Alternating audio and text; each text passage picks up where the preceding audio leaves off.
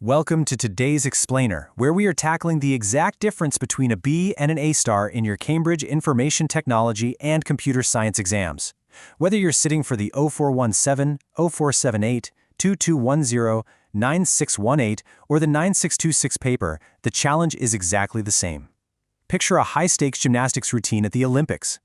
The gymnast who walks away with the gold medal doesn't just manage to complete the flips, they execute them with absolute perfect form. Every single sentence they deliver, or in this case every movement, is a graceful, perfectly stuck landing. Today we're going to look at how you can achieve that exact level of perfect form and execution, specifically focusing on topic 5.1, personal data.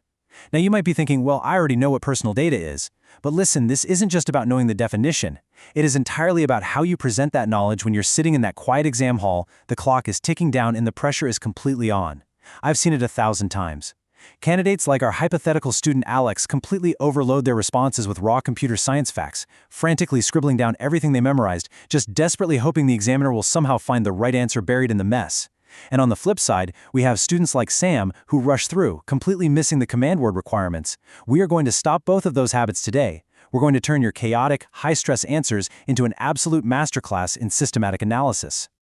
Here is our clear blueprint for today's session. We'll start by unpacking the personal data challenge. Then, we'll review 3 critical examiner warnings straight from the grading room. After that, we'll break down the method mark strategy, scale up to mastering comparative analysis, and finish by sticking that final landing.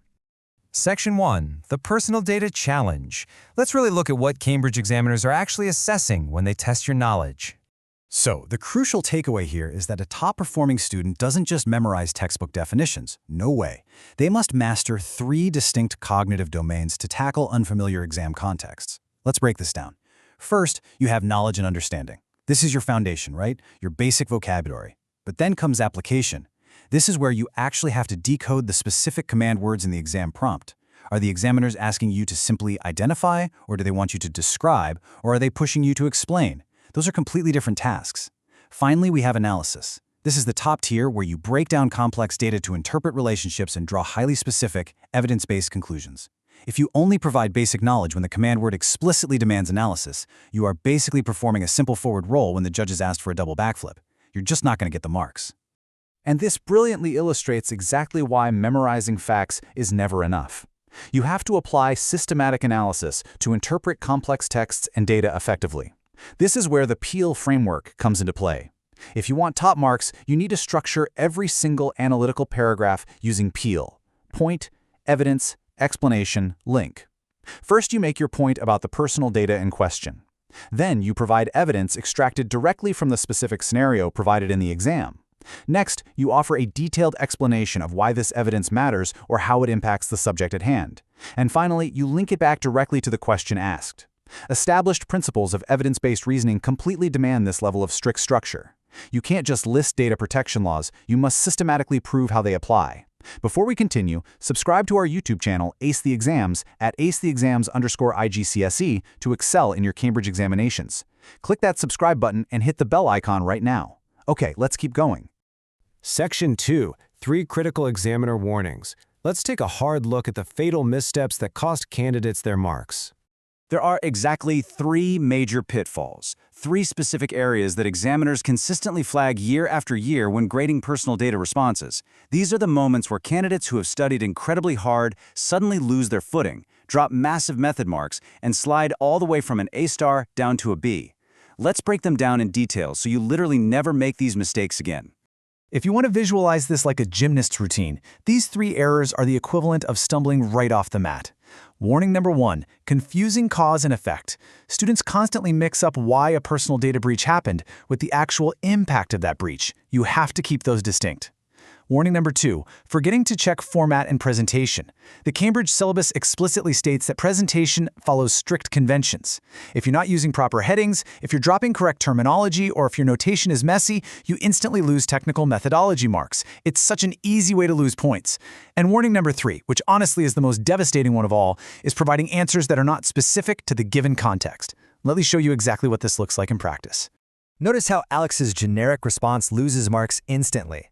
Alex is completely overloading the answer with raw computer science facts, frantically writing down absolutely everything they know about data privacy, but they're completely failing to analyze the actual scenario in the prompt. It's a clumsy routine. Now look at Sam's flawless answer. Sam executes perfect form.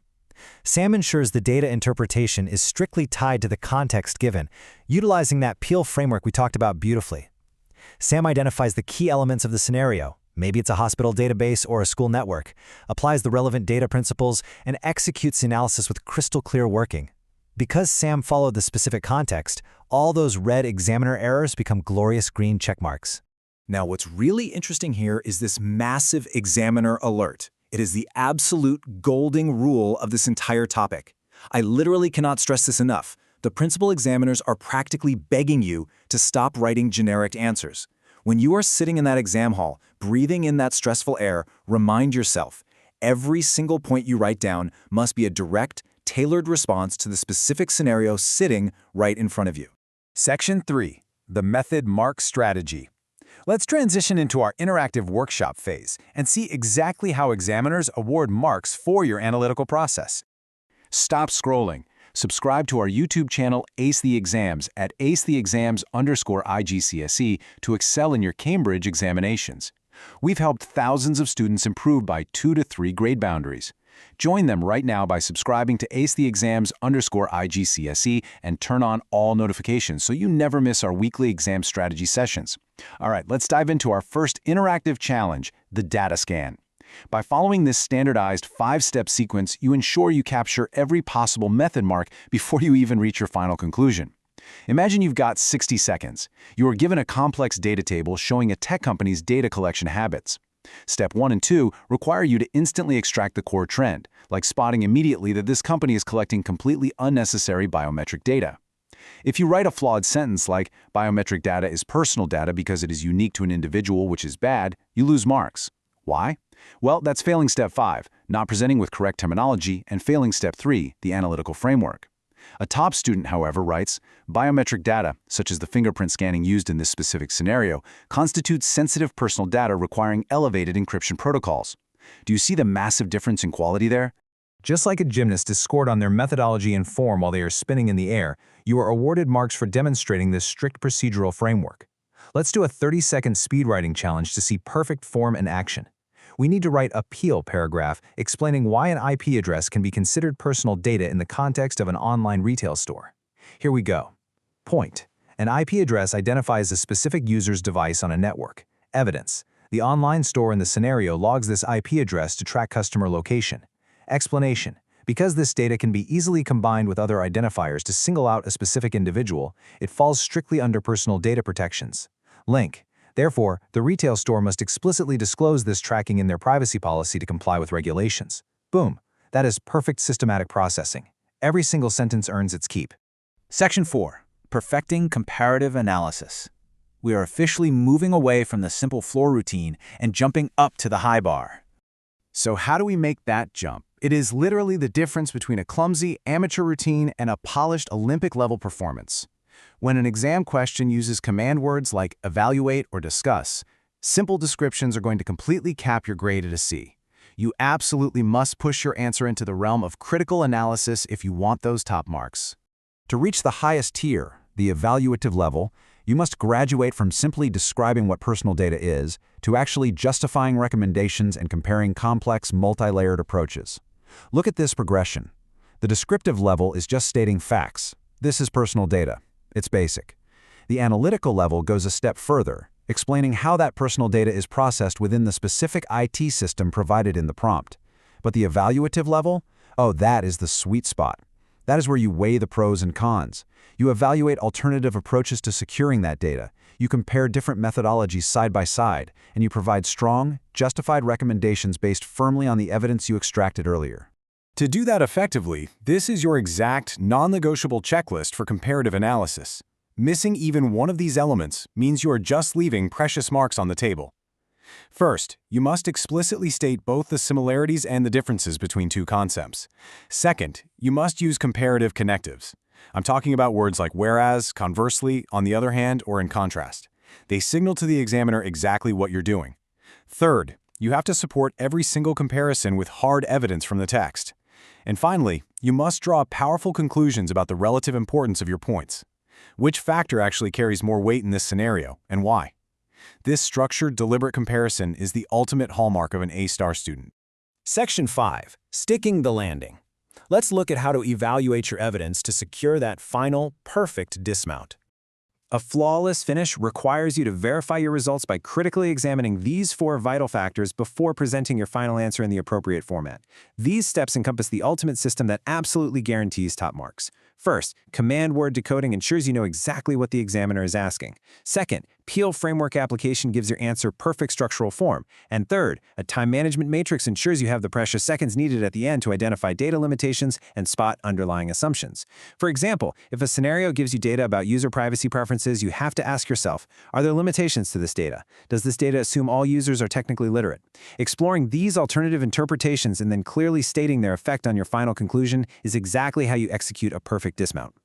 Apply this visual story method, use the Peel framework, and utilize the comparative checklist on your very next practice paper, and you'll see how mastering the process naturally leads to a masterful result. Every sentence becomes a graceful landing. Students who implement these computer science strategies see an average improvement of 2 grade boundaries, but only if they practice consistently with our weekly videos. Here's your final reminder. Subscribe to our YouTube channel Ace the Exams at acetheexams_IGCS to excel in your Cambridge examinations. Subscribe right now to at acetheexams_IGCS and click that bell. Don't let another exam pass you by. Drop a comment below with your target grade for computer science and the biggest challenge you're facing. Our team responds to every comment. Like and share this video with a study partner. Ace the Exams, your Cambridge success starts here.